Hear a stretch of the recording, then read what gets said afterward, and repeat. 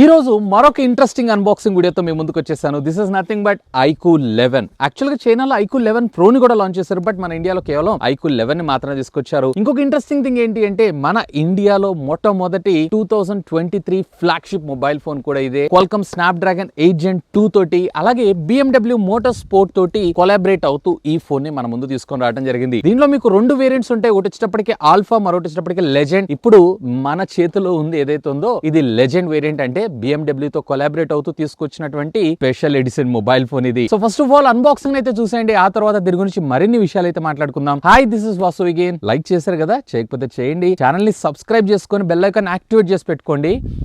Amazing content తీసుకొస్తున్నాను. Hi, this is Vasu again signing in. Welcome to my channel Vasu tech vlogs.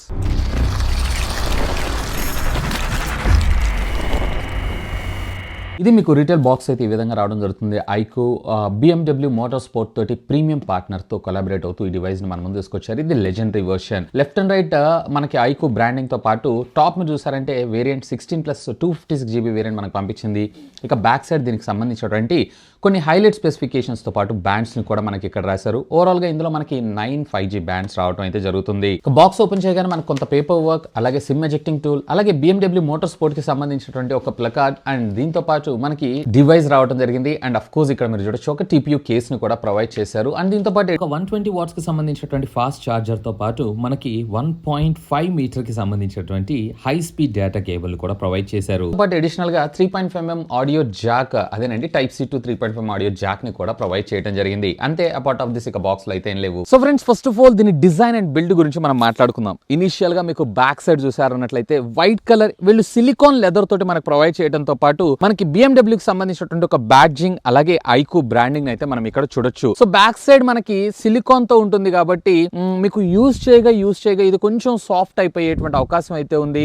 But in hand feel మాత్రం చాలా గ్రిప్పీగా, అంటే చేతుల నుంచి జారిపోకుండా చాలా గ్రిప్ గా మనకు రావడం జరుగుతుంది. మిడ్ ఫ్రేమ్ ఏదైతే ఉందో ఇదంతా కూడా మనకి అల్యూమినియం తో డిజైన్ చేయడం జరిగింది. ఫ్రంట్ వచ్చేటప్పటికి వీళ్ళు Corning Gorilla glass Victus glass అయితే ప్రొవైడ్ చేయడం జరిగింది. సైడ్ మీరు చూసారంటే volume up and down button తో పాటు పవర్ ఆన్ ఆఫ్ బటన్, అలాగే బాటమ్ మీరు చూసారంటే speaker grille, Type-C communication port, primary microphone తో పాటు sim card slot. Of course దీంట్లో కూడా మనకు మెమరీ కార్డ్ స్లాట్ అయితే ఉండదు. లెఫ్ట్ సైడ్ ఏం లేదు. అలాగే టాప్ మీరు చూసారన్నట్లయితే IR బ్లాస్టర్ తో పాటు సెకండరీ నాయిస్ క్యాన్సిలేషన్ మైక్రోఫోన్ కూడా ప్రొవైడ్ చేశారు. దీంట్లో ఏ విధమైనటువంటి IP రేటింగ్ ఉండదు, బట్ కేస్ లో రబ్బర్ అయితే ప్రొవైడ్ చేశారు కాబట్టి చిన్నపాటి తుప్పర్లకు అయితే ఇది సస్టైన్ అవ్వగలదు. ఫోన్ థిక్నెస్ వచ్చేటప్పటికి కేవలం 8.79mm మాత్రమే రావడం జరుగుతుంది. Even total weight of the phone వచ్చేటప్పటికి సుమారుగా 205 grams. Even in hand feel కూడా పర్వాలేదు, చాలా బాగుంది. అఫ్ కోర్స్ వీళ్ళు దీనిలో మనకి TPU కేస్ ని కూడా ప్రొవైడ్ చేశారు. ఇది వచ్చేటప్పటికి ట్రాన్స్పరెంట్ కేసే. సైడ్ కార్నర్స్ మనకు కొంచెం హైట్ ఉండటం వల్ల ఫోన్ అనేది కింద పడ్డ డ్యామేజ్ అవ్వటం ఏదైతుందో కొంచెం కష్టం అని చెప్పొచ్చు. అండ్ పర్వాలేదు, దీని లుక్ ఎక్కడ ఇది డ్యామేజ్ అయితే చేయట్లేదు. బట్ ఆఫ్టర్ మార్కెట్ మీకు ఇంకా బెటర్ పౌచెస్ దొరికేటువంటి అవకాశం అయితే ఉంది. సో ఓవరాల్ గా చెప్పాలంటే లుక్స్ పరంగా మాత్రం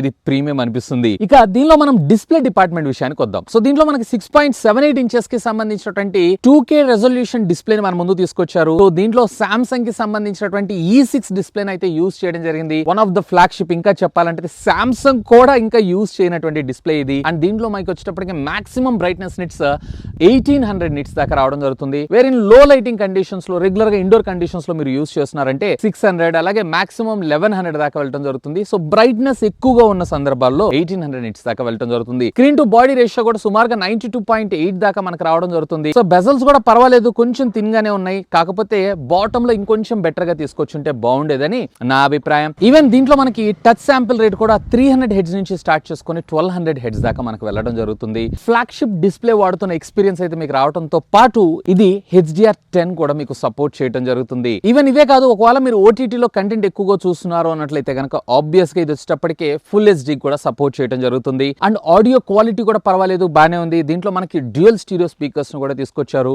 బట్ దీంట్లో మనకు వచ్చేటప్పటికి ఏ విధమైనటువంటి హైరెస్ ఆడియో కానీ లేదా డాల్బీ ఆడియో సపోర్ట్ ని కానీ తీసుకొని రాలేదు. ఇక దీనిలో ప్రాసెసర్ విషయానికి వచ్చారంటే Qualcomm కి సంబంధించినటువంటి 8 Gen 2nd చిప్సెట్ ని ఇందులో యూజ్ చేయడం జరిగింది. 4nm టెక్నాలజీ మీద డిజైన్ చేసినటువంటి ఒక 5G ప్రాసెసర్ ఇది. సో 8 Gen 1 కి దీనికి వచ్చేటప్పటికే ఆల్మోస్ట్ 20% వరకు మనకి పెర్ఫార్మెన్స్ వైడ్ గా ఇది ఇంక్రీజ్ అవడంతో పాటు 10% పవర్ ఎఫిషియెంట్ గా ఇది మనకు వర్క్ చేయడం అయితే జరుగుతుంది. సో ఎడ్రోనిక్ సంబంధించినటువంటి 720 GPU ఏదైతే ఉందో మీ గేమింగ్ ఎక్స్పీరియన్స్ ని ఇది నెక్స్ట్ లెవెల్ కి తీసుకువెళ్ళడంతో పాటు దీంట్లో మనకి డెడికేటెడ్ గా V2 చిప్ ని కూడా యూస్ చేశారు. దీని వల్ల మనకు వచ్చినటువంటి లాభం ఏంటి అంటే సో జనరల్ గా మీరు ఆ లో ఫ్రేమ్ రేట్ లో ఉన్నటువంటి గేమ్స్ ని యూస్ చేస్తున్నా సో దాన్ని మరింత స్మూత్ గా బెటర్ గా తీసుకొని రావడం కోసం ఎడిషనల్ గా మనకు మరికొన్ని ఫ్రేమ్స్ ని యాడ్ చేయడం జరుగుతుంది. ఫర్ ఎగ్జాంపుల్ మీరు 60 ఫ్రేమ్స్ పర్ సెకండ్ వాడుతున్నటువంటి గేమ్ ని యూస్ చేస్తారంటే దాన్ని 90 కి అప్గ్రేడ్ చేయడం, లేదా 120 వాడుతున్నారంటే 144 హెడ్స్ దాకా తీసుకొని వెళ్ళడం అయితే జరుగుతుంది. పబ్జీ, యాస్ఫాల్ట్ 9 ఇలాంటి వాటిలో గ్రాఫిక్స్ అన్ని కూడా చాలా స్మూత్ గా మనకు రావడం అయితే జరుగుతుంది. హై ఎండ్ గేమర్ అయి ఉన్నట్లయితే గనక ఇందులో ఉండేటువంటి V2 చిప్ ఏదైతే ఉందో చాలా బాగా సపోర్ట్ చేయడం జరుగుతుంది. ఈవెన్ ఇదే కాదు, దీంట్లో మనకు వచ్చేటప్పటికే LPDDR5 టెక్నాలజీకి సంబంధించినటువంటి ర్యామ్ ని యూస్ చేస్తూ UFS 4.0 స్టోరేజ్ ని మన ముందు తీసుకొచ్చారు. So day to day life లో మీరు యాప్స్ వాడుతున్నా లేదా ఎక్కడ హ్యాంగ్ కానీ ల్యాగ్ కానీ లేకుండా వర్క్ చేయగలదు. అండ్ దీంతో పాటు మనకి ఇందులో విర్చువల్ ర్యామ్ టెక్నాలజీ కూడా సపోర్ట్ ని తీసుకొచ్చారు. ఈవెన్ ఇందులో మనకి Antutu స్కోర్ కూడా ఆల్మోస్ట్ 1.3 మిలియన్ స్కోర్ చేయడం అయితే జరిగింది. ఎలాంటి గేమ్ నైనా కానీ ఎలాంటి యాప్ నైనా కానీ ఇది చాలా ఈజీగా హ్యాండిల్ చేయగలదు. ఈవెన్ ఇదే కాదు, దీంట్లో మనకి out of the box Android 13 అలాగే ఇది మరొక మేజర్ 3 అప్గ్రేడ్స్ కి సపోర్ట్ చేసేటువంటి అవకాశం ఉంది. సెక్యూరిటీ ప్యాచెస్ విషయానికి వచ్చారంటే మరొక 4 ఇయర్స్ సెక్యూరిటీ ప్యాచెస్ ని మనం ఇందులో చూసేటువంటి అవకాశం ఉంది. ఈవెన్ ఇందులో మనం బ్యాటరీ విషయానికి వచ్చారంటే ఇందులో 5000 mAh ఆఫ్ ద బ్యాటరీ మనకు రావడం జరుగుతుంది. హోల్ డే మీరు ఈవెన్ 5G ఆన్ చేసుకున్నా కానీ యూస్ చేసుకోవచ్చు. అండ్ ఒకవేళ మీరు కనుక హెవీ యూజర్ అయి ఉన్నట్లయితే ఈవెన్ 5G ఆన్ చేసుకున్న ఆల్మోస్ట్ మీకు 8 to 9 hours of battery backup రావడం జరుగుతుంది. ఈవెన్ ఇది వచ్చేటప్పుడు మనకి 120 వాట్స్ కి సంబంధించినటువంటి fast charger of course charger ని కూడా బాక్స్ లోనే ప్రొవైడ్ చేశారు. ఇది 0 to 50% ఆఫ్ ద ఛార్జింగ్ కేవలం 8 మినిట్స్ లో, ఓవరాల్ గా ఇది 100% ఛార్జ్ అవడానికి అప్రాక్సిమేట్లీ ఇది 24-25 మినిట్స్ టైం తీసుకునేటువంటి అవకాశం ఉంది.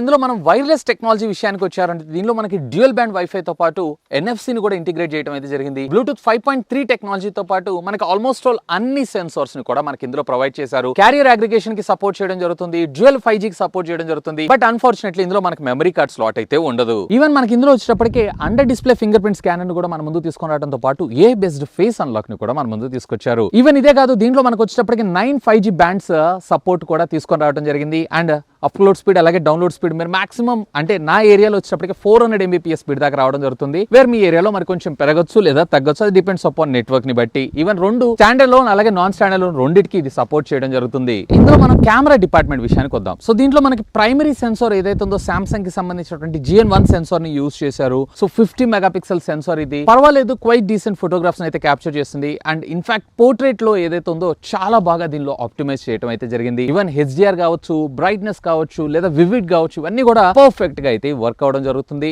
దీంట్లో మనకి 13 మెగాపిక్సెల్ కి సంబంధించినటువంటి టెలిఫోటో లెన్స్ కూడా ప్రొవైడ్ చేయడం అయితే జరిగింది. జూమ్ క్యాపబిలిటీ కూడా బానే ఉంది. జూమ్ చేసినా కానీ డీటెయిలింగ్ కూడా పర్వాలేదు, బానే ఉంది. ఇక దీనిలో 8 మెగాపిక్సెల్ కి సంబంధించినటువంటి అల్ట్రా వైడ్ యాంగిల్ ఒకటి తీసుకొచ్చారు. 115 డిగ్రీస్ కి సంబంధించినటువంటి ఫీల్డ్ ఆఫ్ వ్యూ మనకు రావడం జరుగుతుంది. క్వైట్ డీసెంట్ పిక్చర్స్ ని క్యాప్చర్ చేస్తుంది.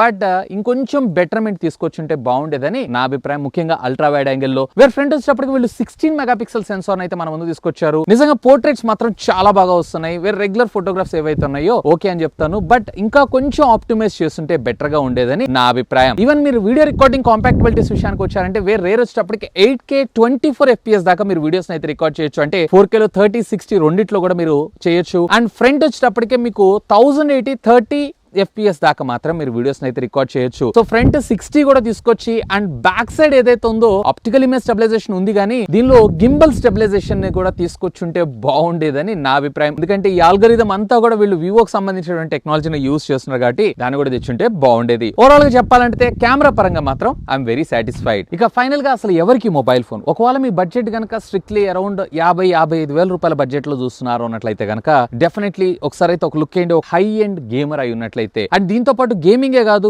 ఒక మంచి కెమెరా సెంట్రిక్ గా and of course fast charging technology, better display, ఇలా ఆల్మోస్ట్ ఆల్ అన్ని సెగ్మెంట్స్ లో కూడా ఇది బానే ఉంది. కానీ నాకు ఇందులో IP68 వాటర్ రెసిస్టెంట్ టెక్నాలజీ ఏదైతే ఉందో ఇది మిస్ అవ్వడం జరిగింది. సో దాన్ని కూడా ఇందులో ఇంప్లిమెంట్ చేస్తుంటే బాగుండేదని నా అభిప్రాయం. ఈవెన్ దీంట్లో మనకి అల్ట్రా వైడ్ యాంగిల్ లో వీళ్ళు 8 మెగాపిక్సెల్ ని తీసుకొచ్చారు. ఇక్కడ మనకి 12 మెగాపిక్సెల్ తెచ్చినా బాగుండేదని నా అభిప్రాయం. ఈవెన్ ఫ్రంట్ కెమెరాలో కూడా వీళ్ళు 4K వీడియో రికార్డింగ్ లేదా అట్లీస్ట్ 1080 లో 60 FPS వీడియో రికార్డింగ్ ని తీసుకొచ్చినా బాగుండేదని అని నా అభిప్రాయం. సో వీటిని మేబీ ఇన్ ఫ్యూచర్ లో, అంటే మేబీ ప్రో సిరీస్ ఉంటుంది కదా, ప్రో సిరీస్ లో ఇలాంటి ఫీచర్స్ అన్ని వీళ్ళు ఇంక్లూడ్ చేసేటువంటి అవకాశం అయితే ఉంది. అండ్ మీకు సేల్స్ పీరియడ్ లో ఇది మరింత చవకగా దొరికేటువంటి అవకాశం ఉంది, అంటే కార్డ్ డిస్కౌంట్స్ ఇవన్నీ ఎదురుగా చూస్తే. సో ఇంక్లూడింగ్ కార్డ్ ఆఫర్స్ అన్ని కలిపి మీకు అరౌండ్ 50K లో వస్తే గనక నిజంగా కళ్ళు మూసుకొని తీసేసుకోండి. ఒకవేళ 55K అయినట్టయితే చేయండి. ఇంకా మనకి ఇయర్ లో మరిన్ని ఫ్లాగ్షిప్స్ రానున్నాయి. సో ఇంకా మీకు ఏమైనా డౌట్స్ ఉన్నట్టయితే లెట్ మీ నో. ఖచ్చితంగా కింద ఉన్నటువంటి కామెంట్ సెక్షన్ లో కామెంట్ చేయగలరు. That's all for today. This is Vasu signing off.